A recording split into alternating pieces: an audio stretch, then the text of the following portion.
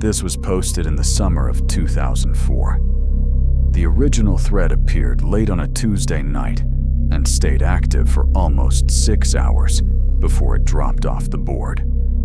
Most people who read it said they didn't sleep well after.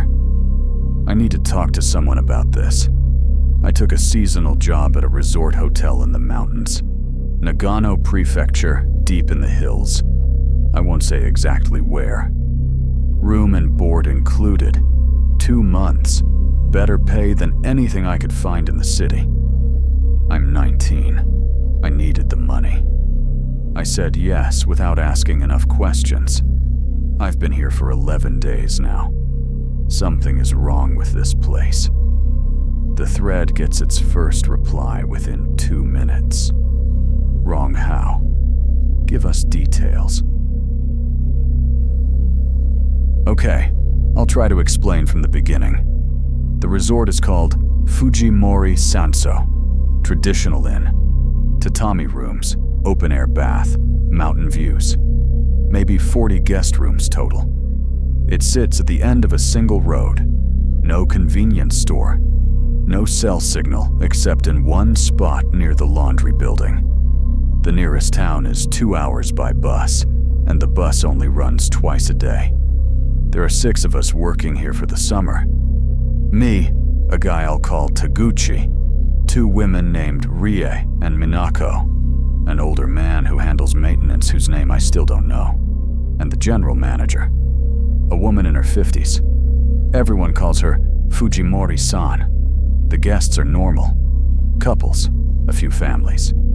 They check in, eat dinner, use the baths, leave. Nothing strange there. It's everything else. Everything else meaning what? The rules. On our first day, Fujimori-san sat the 6 of us down and handed out a printed document. 2 pages, stapled. She called it the staff guidelines. Most of it was standard. Greet guests with both hands. Never enter a guest room without knocking twice. Keep your uniform clean and pressed at all times. But then, there were the others. Number 7. Do not use the staircase at the north end of the building after 10 p.m. Number 11. If you hear sounds coming from the storage room on the 2nd floor, do not investigate. Note the time and report it to Fujimori-san in the morning. Number 14. The door at the end of the east corridor on the 3rd floor is not a guest room. Do not acknowledge it if a guest asks about it. And the last one. Number 19. If you are ever approached by a staff member you do not recognize, smile, excuse yourself, and find Fujimori-san immediately. I remember reading that one and laughing a little. Taguchi caught my eye, and we both smiled. We stopped finding it funny by the end of the 1st week. What happened at the end of the 1st week? I'm getting there. Let me tell you about day 3 first. I was on breakfast duty, 5:30 a.m. I was setting up the dining room alone because Rie had swapped her shift. The dining room faces east, big windows looking out at the garden and the mountain beyond it. That early in the morning, it's still dark outside, and the glass turns into a mirror. You can see the whole room reflected back at you. I was laying out chopsticks when I noticed someone standing in the garden. Just standing, completely still, facing the building. I assumed it was the maintenance man. He kept strange hours, and I'd already learned not to question it. I went back to what I was doing. When I looked up again, the figure had moved to the left, maybe 10 meters, still facing the building, still not moving. I watched for about 30 seconds. It didn't move again. I told myself it was nothing. A guest who couldn't sleep, maybe. Someone who wanted fresh air. I finished setting up the dining room and didn't look at the windows again. That was my first mistake. Okay, so something happened last night, and I need to get this out before my shift starts. It was around 2 in the morning. I couldn't sleep. The room I share with Taguchi is on the second floor, north side, and there's a window that looks out over the side garden and the tree line beyond it. I was lying there staring at the ceiling when I heard it. Footsteps in the corridor outside our room, slow, steady, moving from the direction of the north staircase toward the south end of the building. I figured it was a guest. Insomnia, late-night bathroom trip, whatever. I closed my eyes. Then they stopped. Right outside our door. I waited. 10 seconds. 20. 30. Nothing. No knock. No door handle moving. Just silence. I got up and opened the door. The corridor was empty. Both directions. Nothing. Not even the sound of a door closing. I stood there for a moment and then I noticed something. The door to the storage room across the hall. The one mentioned in rule number 11. There was a light coming from under it. Did you open it? No. I stood there for probably a full minute just staring at that line of light under the door, and I remembered what the guidelines said. Do not investigate. Note the time and report it to Fujimori-san in the morning. So that's what I did. I noted the time. 2:17 a.m. I went back to my room. I lay down and did not sleep for the rest of the night. In the morning, I found Fujimori-san before breakfast service and told her exactly what I'd seen. She listened with her hands folded in her lap. When I finished, she nodded once and said, "That area can be drafty at night. Sometimes the light switches are triggered by the air movement. Thank you for letting me know." That was it. No other explanation. She turned and walked away. I went back to work. But here's the thing. I checked that corridor later that day. Every light switch in that storage room is a manual toggle, not a sensor, not automatic. Someone had been in that room at 2:17 in the morning, and whoever it was had used the north staircase to get there. The one we weren't allowed to use after 10 p.m. Okay, that's unsettling. What did Taguchi say when you told him? That's the thing. I didn't tell him right away. Because the next morning, Taguchi came to breakfast looking like he hadn't slept either. I asked him what was wrong, and he just shook his head and said, "Nothing. Bad dream." But I saw him glance at the north end of the corridor when he said it. I didn't push. We had guests to take care of. It was Rie who finally said something out loud. It was day 6. The 4 of us younger staff were eating lunch together in the break room. Rie put down her chopsticks and said, "Has anyone else noticed that there are sometimes more place settings at the staff dinner table than there are staff?" Nobody answered for a moment. Then Minako said quietly, "I thought I was miscounting." Taguchi stared at his food. I said, "How many extra?" Rie said, "1. Always exactly. 1. The far end of the table. And it's always been used. Dishes moved, chopsticks slightly out of place, like someone sat there and ate and left before we came in." We finished lunch without saying anything else. None of us mentioned it to Fujimori-san. This is making me uncomfortable. Please continue. Day 8. I was doing my rounds after the evening meal, checking that the public areas were clean before locking up for the night. Ground floor, then second floor. Then I was done. I was coming down the east corridor on the second floor when I saw her. A woman. Standing at the far end of the hall, near the linen closet. Staff uniform. Dark hair pulled back. I didn't recognize her. I almost called out. But then I remembered rule number 19. If you are ever approached by a staff member you do not recognize, smile, excuse yourself, and find Fujimori-san immediately. So I smiled. I gave a small bow. I turned around and walked back the way I came, keeping my pace steady, not running. I found Fujimori-san in her office. I knocked. She opened the door before I finished knocking, like she was already waiting. I told her what I'd seen. Woman in the east corridor, second floor. Staff uniform. I don't know her name. Fujimori-san looked at me for a long moment. Then she said, "Thank you. Please go to your room for the rest of the evening." I said, "Is everything okay?" She said, "Please go to your room." I went. I haven't seen that woman again, but I've started counting the place settings at every meal. There are always 7. There are 6 of us on staff. Are you safe right now? Where are you posting from? I'm in the spot near the laundry building where the signal works. I have maybe 20 minutes before my next shift. I want to tell you about what Taguchi found on day 10, because I think it changes everything. He was helping the maintenance man move some boxes from the storage room on the second floor, the one with the light under the door. Apparently, Fujimori-san finally had it opened up for some reason.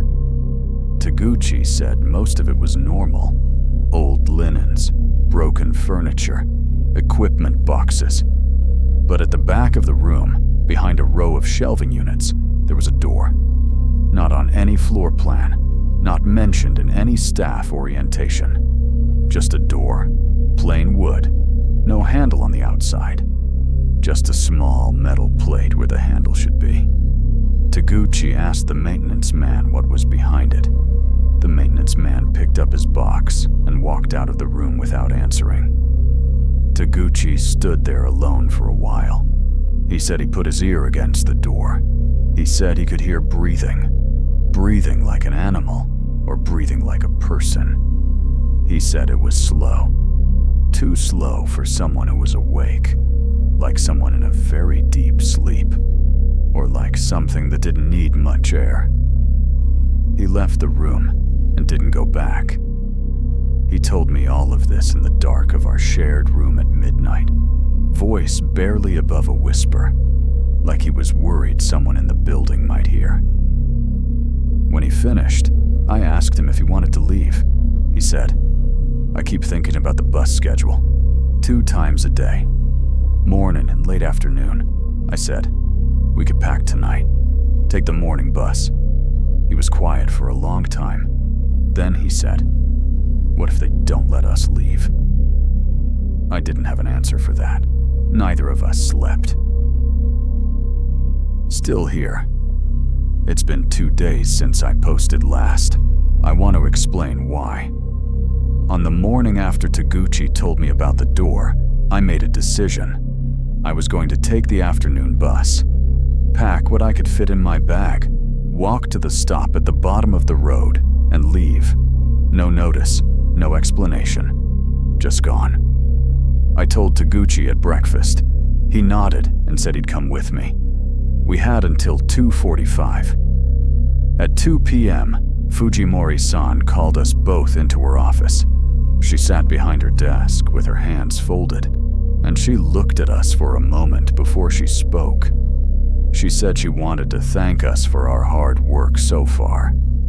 She said the guests had responded very positively to both of us.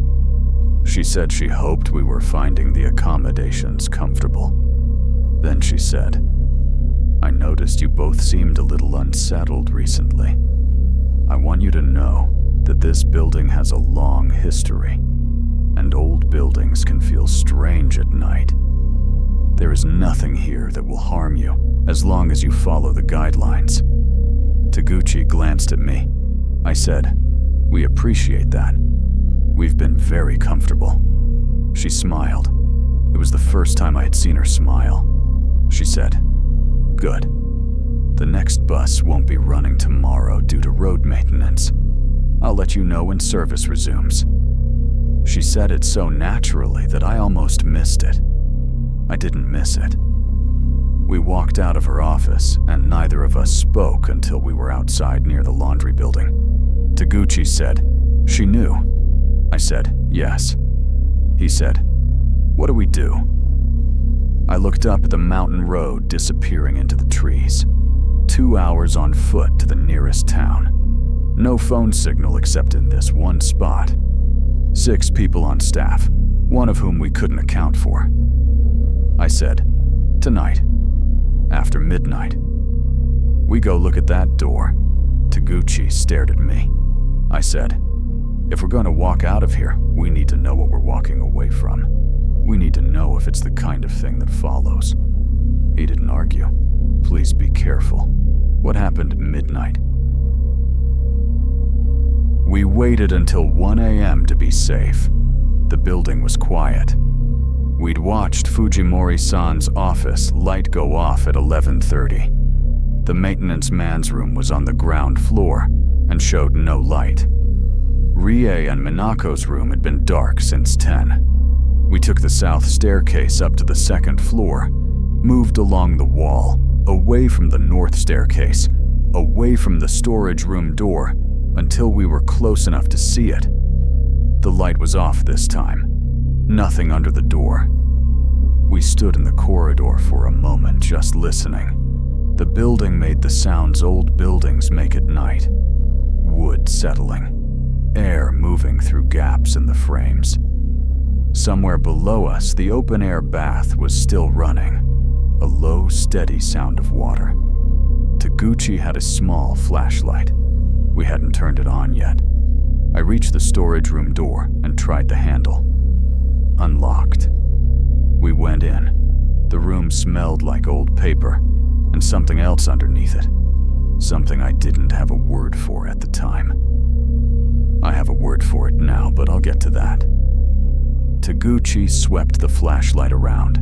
Shelving units, boxes, the broken furniture. Everything exactly as he described. We moved to the back of the room. The door was there. Plain wood. No handle. Just a small metal plate. Up close, I could see that the edges of the door were sealed with a dark material, pressed tight into the frame all the way around. Like whoever built it wanted to make sure nothing came through the gaps. Sound or air or anything else. Taguchi put his ear against it again. He went very still. He pulled back and looked at me, and his face in the flashlight was not a good color. He shook his head once. I put my own ear against the door. The breathing I'd expected. What I hadn't expected was the smell that came with it. Faint, through all that sealed framing. That same smell from the room, but stronger here at the door. Old. Dense. Like something that had been in an enclosed space for a very long time. And the breathing itself. It wasn't one thing breathing. It was several. Layered on top of each other at slightly different rhythms. A slow, heavy overlap of something in and something out. In and out.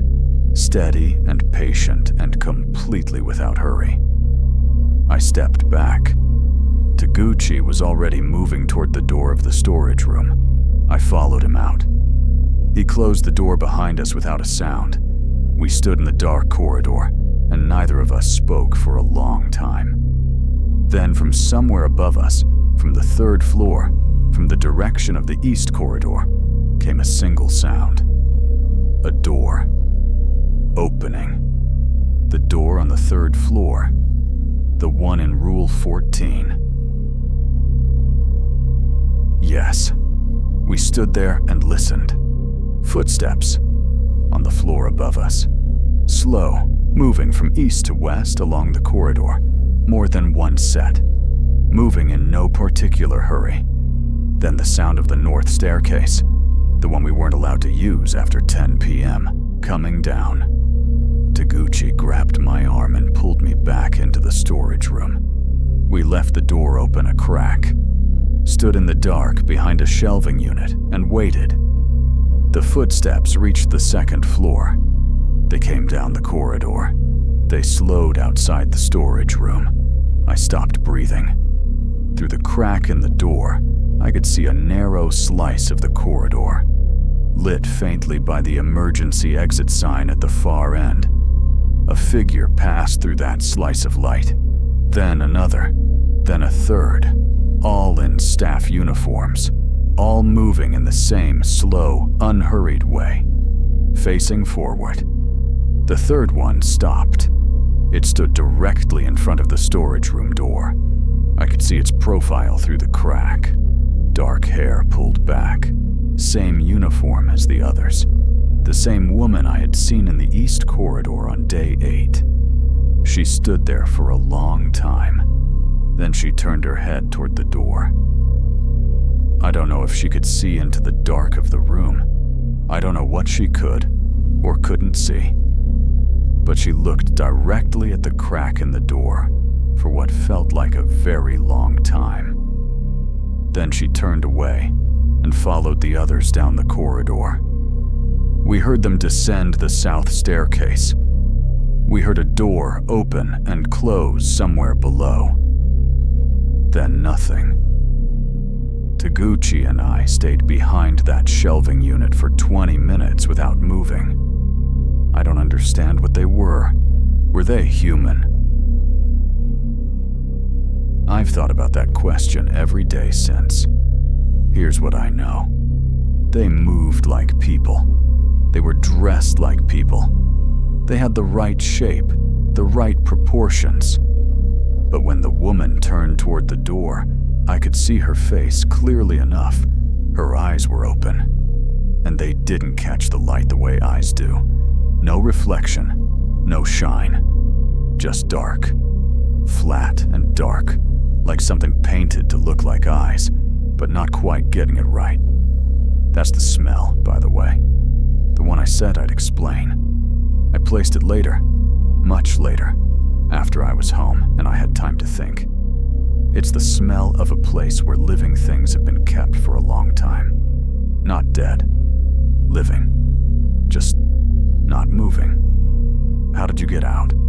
We waited until 4 a.m. and then we walked out the front entrance. Just walked out. No one stopped us. The building was completely silent. The sky was starting to lighten at the edges. We took the mountain road on foot. 2 hours down in the dark with Taguchi's flashlight and whatever was in our pockets. We didn't go back for our bags. We didn't leave a note. At 6:15, we reached the town at the base of the mountain. We found a payphone, called our families. Sat in a convenience store parking lot until someone came to get us. I never contacted Fujimori-san. I never filed anything official because I had no idea what I would even say. But about 3 weeks after I got home, I looked up Fujimori Sanso online. The resort still had listings on travel sites, photos of the tatami rooms, the open-air bath, the mountain view, 4-star rating, reviews going back years. The most recent review was from a couple who had stayed there the week after we left. They said the staff was exceptionally attentive. They said they felt very well taken care of. They said the only strange thing was that late at night, they thought they could hear, very faintly, what sounded like breathing coming from somewhere in the walls. But they assumed it was just the old building settling. They gave it 5 stars. They said they'd definitely go back. The thread ends there. The original poster never responded again after that final message. Their account was deleted sometime in the following week. Whether they chose to delete it or whether something else did, the thread doesn't say. Fujimori Sanso still appears in travel listings if you know where to look. The last review was posted 4 months ago, 5 stars. The reviewer mentioned the breathing too.